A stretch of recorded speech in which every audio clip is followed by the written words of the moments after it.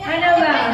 Ayun, nasabi ko naman kanina, wala po kaming ibang maibabalik sa inyo kundi pagpapasalamat lang talaga at pag-appreciate ng lahat ng mga bagay na ginagawa niyo sa amin. And kahit hindi niyo po na nararamdaman siguro or kahit random ba, salamat. I got you. Ayun, maraming salamat po and sana, lagi ko sinasabi, sana start pa lang po ito ng isang maliit na pamilya na habang tumatagal, lalaki tayo. Magkakaroon tayo ng mga problema, madami tayo madadaanan na humps, pero for sure, matitira doon kung sino talaga yung mga nagmamahal. At tingnan mo, hindi lang humps, pati turbulent sa taas, nakadating siya dito. Galing lahat ng lumipad, lahat kayo galing sa iba-ibang lugar. And ayun, kahit alam ko, sinasker tahimik mo dyan, pero maraming salamat po. Alam ko kung sa loob-loob nyo, nag-cheer din naman kayo.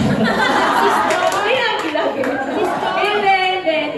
Alam ko, bukal po sa loob nating lahat ng pagsuporta natin. Not only for me, I'm really happy po na yung buong team, Ateneo man, lahat ng team na pinupuntahan ko, BLDC, Smart, National Team, oh my gosh, thank you so much po. And I think it shows lang na may chance talaga, may hope talaga na may united tayo as a Filipino na lang. And as yung volleyball community, it's really small but happy.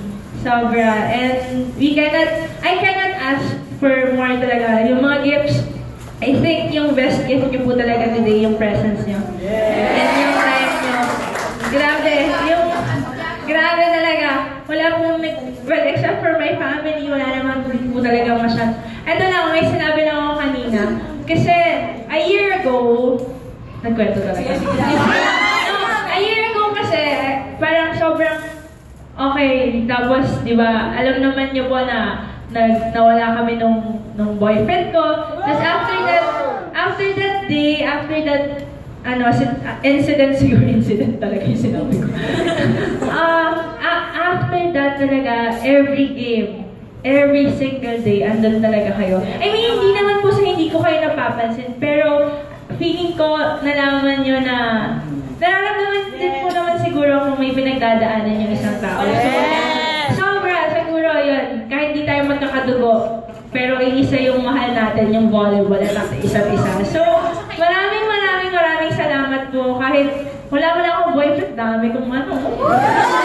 Diyan yung family ko, andyan kayo. Ano ba bang hihilingin ko, di ba? Sabi nga po, spike mo. Mag-volleyball na lang. Ayun, maraming salamat na po. Wala po akong ibang hinihiling pa ngayong birthday ko. Ang hinihiling ko lang po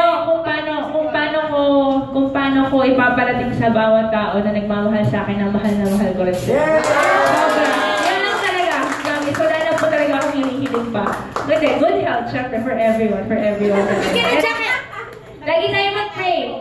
For everyone. Basta pumunta kami Batangas. Oo! I-record mo ba? Hindi mo kay tatay sa Service! Maglalakad nga lang tayo. Okay lang pa. Pero plano. Para 1 minute pa lang. Ando na tayo. Next time po. Promise talaga. Early summer. Next year. Dito po ba ako? Sige po. After last year. Sige. Sana mas maging close po tayo.